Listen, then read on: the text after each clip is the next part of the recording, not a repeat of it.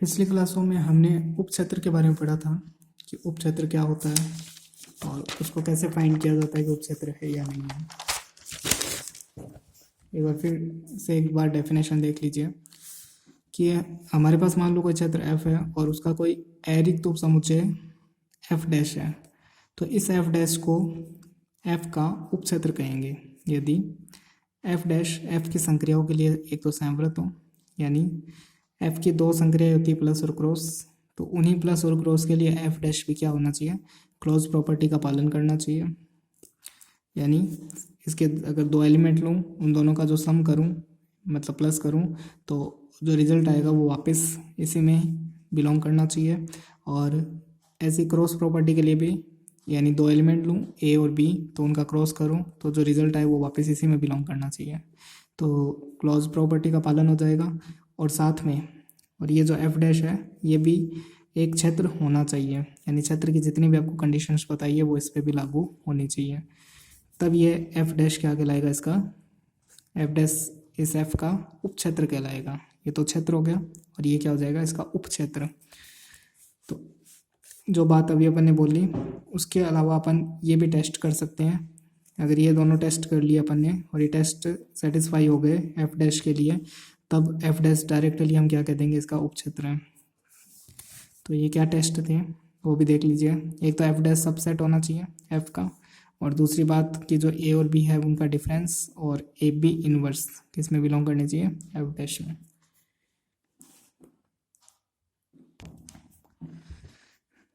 अब देखिए यहाँ पे ये जो सिंबल है, इस सिंबल को ध्यान से देखिए। ये जो सिंबल है ये सबसेट को डिनोट कर रहा है। क्या डिनोट कर रहा है, एफ डैश एफ का सबसेट है।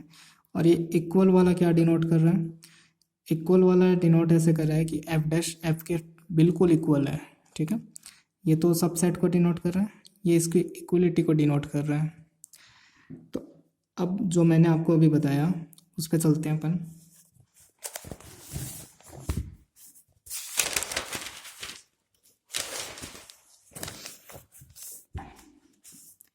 यदि कोई क्षेत्र f है और उसका कोई उपक्षेत्र f डैश है।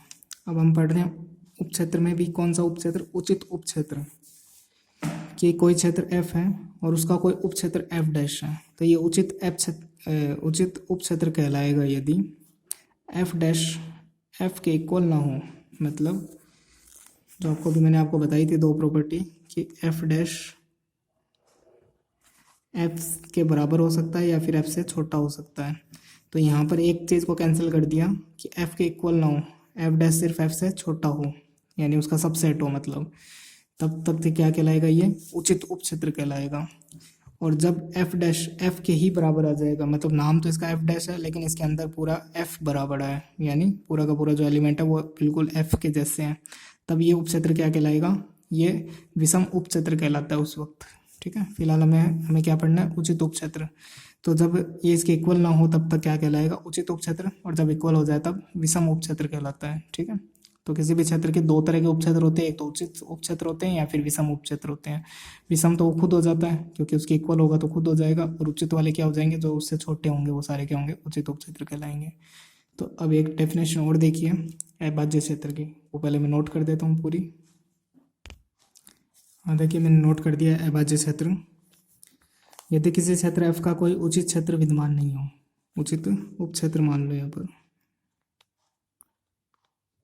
उचित उपक्षेत्र विद्यमान नहीं हो, तो इसे क्या कहते हैं, अभाज्य क्षेत्र कहते हैं।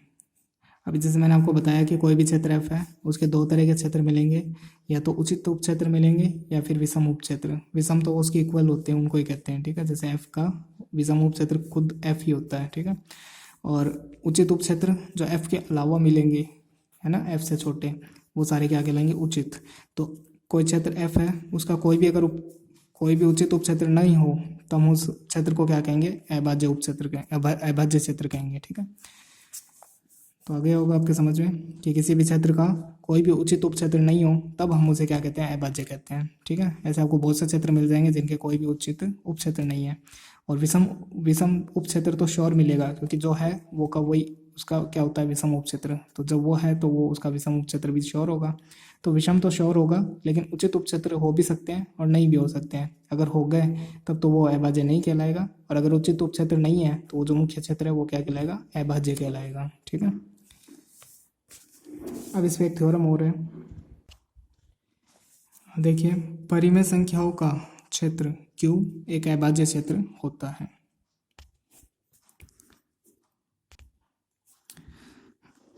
देखिए, परिमेय संख्याओं का कोई क्षेत्र है Q और उसको क्या दिखाना है, अभाज्य दिखाना है।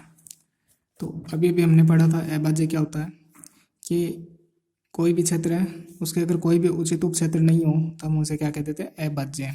लेकिन हम यहाँ एक बार उल्टा इसको उल्टा मान के चलेंगे। तो देखिए,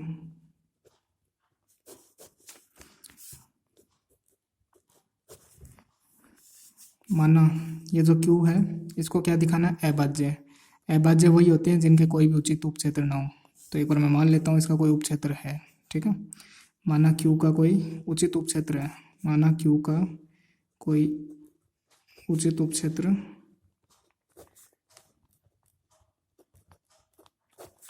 F डैश है। ठीक है, अब देखिए F डैश क्या है, उचित उपक्षेत्र है।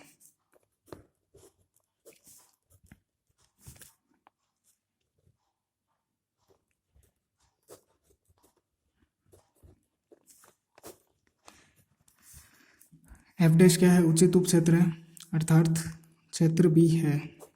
यानी कोई भी उपक्षेत्र होता है वो अपनी जगह पे क्षेत्र भी होता है, अर्थात क्षेत्र भी है। और जो भी क्षेत्र होता है उसमें गुणात्मक प्रतिलोम यानी वन उपस्थित होता है। वन क्या है यहाँ पर, गुणात्मक प्रतिलोम। ये क्षेत्र की परिभाषा है कि जो भी क्षेत्र होते हैं उनके अंदर गुणात्मक प्रतिलोम भी होता है। तो गुणा का जो प्रतिलोम होता है वो होता है वन। तो वन किस में होगा, F डैश में होगा। फिर अगर मैं 1 + 1 निकालूं तो ये 2 आ जाएगा। तो देखिए 1 भी किसका एलिमेंट है, F डैश का, और ये दूसरा वाला 1 भी किसका एलिमेंट है, F डैश का। तो जब दो एलिमेंट का ऐड होता है तो ये वापस किस में बिलोंग करते हैं, उसी में, क्योंकि हमने उपक्षेत्र की परिभाषा पढ़ी है कि ये संवर्त होते हैं। यानी अभी जैसे मैंने आपको बताया था क्लोज प्रॉपर्टी का पालन करते हैं, तो आप इनको ऐड करो तो इसी में आएगा वापस। तो 1 और 1 का मतलब हो गया 2, 2 किस में हो गया, F डैश में। ऐसे में 2 में 1 ऐड करूं तो ये वापस किस में आ जाएगा, F डैश में, मतलब 3 किसके अंदर है, F डैश में। ये सारी बातें मैं किस प्रकार लिख पा रहा हूँ, कौन सी प्रॉपर्टी से लिख पा रहा हूँ, क्लोज प्रॉपर्टी से।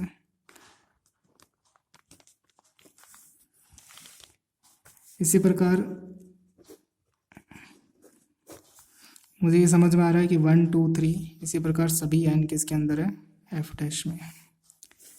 मतलब 1 2 3 4 सारे, मतलब काउंटिंग चलती जाएगी, वो सारी काउंटिंग यानी n तक किस में आ जाएंगे, यानी कोई भी n किस में आ जाएगा, F डैश में। अब देखिए अगर n F डैश में है तो फिर इसका मतलब तो -n भी F डैश में होगा। ये बात कैसे लिख पाए अपन कि योग के लिए प्रतिलोम, जो फील्ड होता है उनके अंदर योग के लिए प्रतिलोम उपस्थित होता है। तो अगर n है तो -n भी होगा, तभी तो इन दोनों का योग होकर 0 आएगा, है ना। तो ये योग के लिए प्रतिलोम वाली परिभाषा से लिखा अपन ने। अब हम देख पा रहे हैं कि जितने भी +n है वो सारे F डैश के अंदर है, जितने भी -n है वो सारे F डैश के अंदर है। ठीक है, तो इसका मतलब, और 0 भी F डैश के अंदर होगा तथा 0 भी F डैश के अंदर श्योर मिलेगा। ये कैसे लिखा अपन ने, योग के लिए तत्समक के नियम से। ये जो फील्ड की जितनी भी परिभाषा है उनका ही अपन यूज़ कर रहे हैं यहाँ पर। यहाँ तक क्लियर है। तो देखिए F डैश के अंदर 0 भी है, F डैश के अंदर सारी धनात्मक संख्याएं हैं, F डैश के अंदर सारी ऋणात्मक संख्याएं हैं, और इनके अलावा भी बहुत कुछ, मतलब बट्टे वाली संख्या हो सकती है, पॉइंटों की संख्या हो सकती है, रूट में हो सकती है। लेकिन कम से कम इतना तो हमें श्योर है कि जो Z होता है इंटीजर का सेट, वो सारे नंबर्स F डैश के अंदर है। तो जब जेड के सभी नंबर एफ डैश में हों, जब यहाँ इतना श्योर हो जाए कि इसके सभी नंबर इसके अंदर है, तो ये वाला सबसेट हो जाता है और ये सुपर सेट हो जाता है। और जब ये श्योर होता है कि इसके सभी एलिमेंट इसके अंदर है, ठीक है, तब ये इसका ये सबसेट हो जाता है और ये सुपर सेट हो जाता है इससे। और जब दोनों श्योर हो जाए कि ये इसके सभी एलिमेंट इसमें है और इसके सभी एलिमेंट इसमें है, तो बीच में बराबर का निशान लग जाता है, ठीक है। फिलहाल हम यहाँ तक पहुँच गए। हमें इतना तो श्योर हो गया कि जितने भी इंटीजर है वो सारे एफ डैश के अंदर है। तो इसमें इंटीजर में या तो 0 आता है, या धनात्मक संख्या आती है, धनात्मक पूर्णांक, या फिर ऋणात्मक पूर्णांक संख्या आती है। तो हमने तीनों को चेक कर लिया, इसके अंदर मिल रही है। तो इतना तो श्योर हो गया कि जेड इसके अंदर, जेड इसका सबसेट होगा। अब देखिए, अब मैं एक एलिमेंट ले रहा हूँ क्यू में से। क्यू क्या है? क्यू परिमेय संख्याओं का एक समुच्चय है। तो क्यू में से अगर कोई भी एलिमेंट लेंगे वो ए बट्टे पी की फॉर्म का होगा। जैसे पी बट्टे क्यू भी बोल सकते हैं। परिमेय संख्याओं को हम बट्टे की फॉर्म में लिखते हैं और ये नीचे वाला नॉन जीरो होना चाहिए, ठीक है। तो मैंने एक एलिमेंट लिया ए बट्टे बी, कहाँ से? जो बिलोंग करता है परिमेय संख्याओं में से, ठीक है।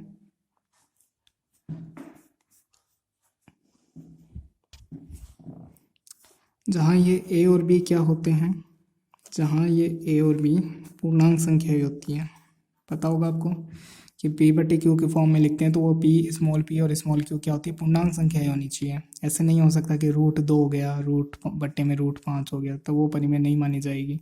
यानी 2/5 ऐसे होना चाहिए, ठीक है। तो 2 और 5 क्या है? पूर्णांक। तो ए और बी क्या हो गए? पूर्णांक, ठीक है। अब ए और बी पूर्णांक है। अब ध्यान से देखना, अब मैं क्या कर रहा हूँ, ये जो ए बट्टे बी है उसको मैं अगर ऐसे लिखूँ, अच्छा ए बट्टे बी, ए और बी कहाँ से हो रहे? जेड में से। और अगर जो संख्या जेड यानी पूर्णांक होती है वो किस में मिलती है? एफ डैश में। तो अतः ए और बी किस में हो जाएंगे? यहाँ नीचे लिख देता हूँ एक बार, यहाँ नीचे लिख देता हूँ अतः इस वाली बात को कि अगर ए और बी जेड में है, यानी ए और बी जेड में है, तो जेड तो इसका सबसेट है, तो इसके सभी एलिमेंट इसमें मिलेंगे।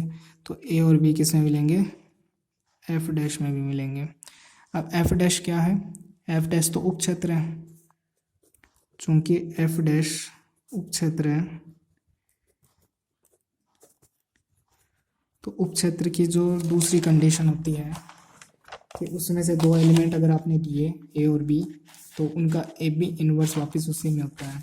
तो अगर मैं ये दो एलिमेंट इसके अंदर है, तो इनका जो ए बी इन्वर्स है वो वापस किस में होगा? एफ डैश में। और ए बी इन्वर्स को मैं ऐसे लिख सकता हूँ ए बट्टे बी, बी इन्वर्स को नीचे ले आओ, एफ डैश। तो अब अगर आप इसको और इसको साथ में देखो, तो आप क्या निष्कर्ष निकालोगे कि ए बट्टे बी अगर क्यू में होता है, यानी परिमेय संख्याओं के समुच्चय में होता है, तो ए बट्टे बी उस एफ डैश में भी होगा। ये हमने सिद्ध कर दिया। ऐसे ही कोई दूसरा सी बट्टे डी मान लो, तो वो सी बट्टे डी इसमें हो जाएगा। यानी इतना तो श्योर हो गया क्यू के जितने भी एलिमेंट है वो सारे इसमें होंगे। अतः अगर इतना श्योर हो गया कि क्यू के सभी एलिमेंट इसमें हैं, तो क्यू क्या हो जाएगा? सबसेट हो जाएगा। यहाँ तक क्लियर है? अब देखिए, इसको एक कह देता हूँ। अब जो हमारा स्टार्टिंग में माना था कि क्यू का कोई उचित उप क्षेत्र एफ डैश है, तो जो उचित उप क्षेत्र होता है वो छोटा होता है क्यू से, है ना। चूंकि एफ डैश क्यू का उचित उप क्षेत्र है,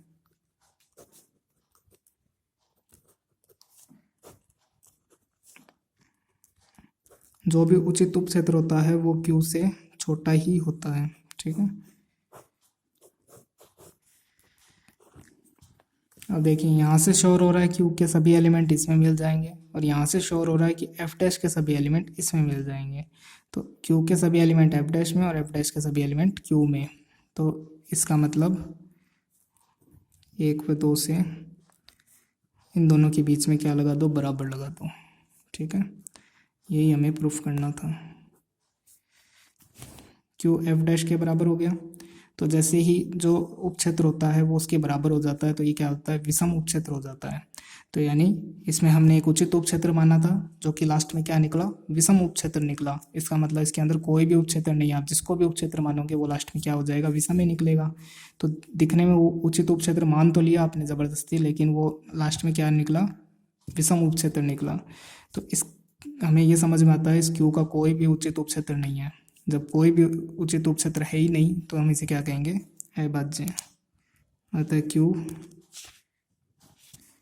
अभाज्य क्षेत्र है। ठीक है,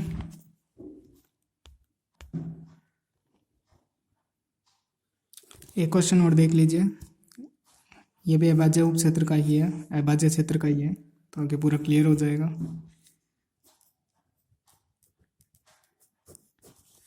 यहाँ पर क्या है, Z P plus P cross P, प्रत्येक अभाज्य पी के लिए अभाज्य क्षेत्र है। जेड पी का मतलब क्या है, यहाँ पर जब भी जेड के नीचे कोई सिंबल लिखा हुआ हो तो इसका मतलब है आपको 0 से स्टार्ट करना है और उस सिंबल के एक कम तक, यानी 1 -1 तक है ना। जैसे मान लो यहाँ 7 है तो यानी यहाँ 6 आ जाएगा। तो 0 1 2 इसको 3 ऐसे करके इसको वहाँ तक विस्तार करना है। करने का मतलब ही क्या है, जेड पी है। मतलब यहाँ Z6 होता तो कहाँ तक खोलते, 0 1 2 3 4 5 5 तक खोलते। ठीक है, यहाँ 6 होता तो, यहाँ 10 होता तो 0 1 2 3 9 तक खोलते। अब इसको क्या दिखाना है, अभाज्य दिखाना है, जेड को अभाज्य क्षेत्र दिखाना है। तो देखिए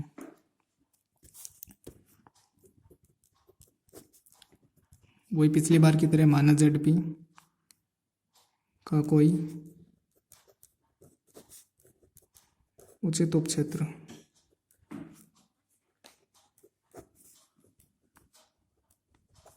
एफ डैश है।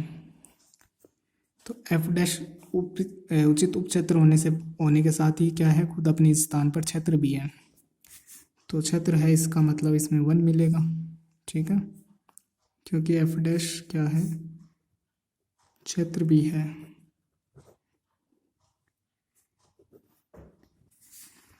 वन मिला है तो 1 + 1 यानी 2 वापस किस में मिलेगा, एफ डैश में।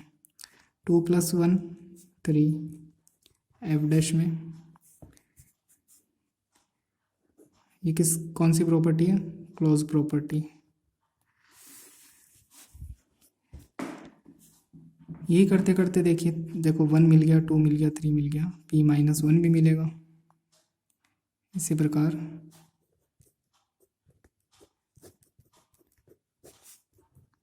p-1 भी एफ डैश में मिल जाएगा। ठीक है, अब देखिए एक ये 0 रह गया, क्या 0 भी इसके अंदर मिलेगा। तो एफ डैश क्षेत्र है, तो क्षेत्र होने के साथ ही इसमें 0 भी मिल जाएगा। ये कौन सी प्रॉपर्टी है, योग के लिए तत्समक।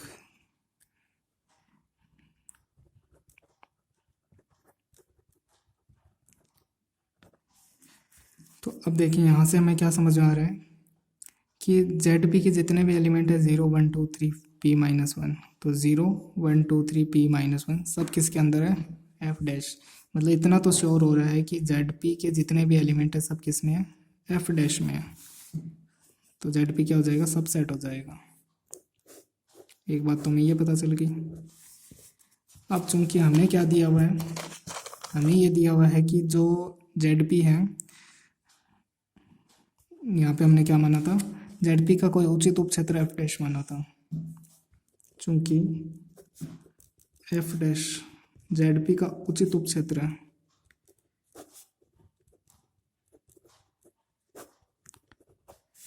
एफ डैश जेड पी का उचित उपक्षेत्र है, तो एफ डैश जेड पी का जब उचित उपक्षेत्र होता है तो इससे तो छोटा ही होगा, यानी इसका तो सबसेट ही होगा। तो देखिए यहाँ से जेड पी छोटा था और यहाँ पे एफ डैश छोटा है, तो दोनों को अगर कंबाइन करके लिखें तो दोनों के बीच में क्या लगा दूँ, बराबर लगा दूँ। यानी जो एफ डैश छोटा माना था यानी उचित माना था वो क्या है, इसके बराबर है, यानी विषम है। दिखने में तो एफ डैश है लेकिन है अंदर ही अंदर इसके बराबर है। तो इसका मतलब जेड पी का कोई भी उचित नहीं है, और कोई भी उचित नहीं होता उसे हम क्या कहते हैं, अभाज्य कह देते हैं। तो जेड पी क्या हो जाएगा, अभाज्य हो जाएगा।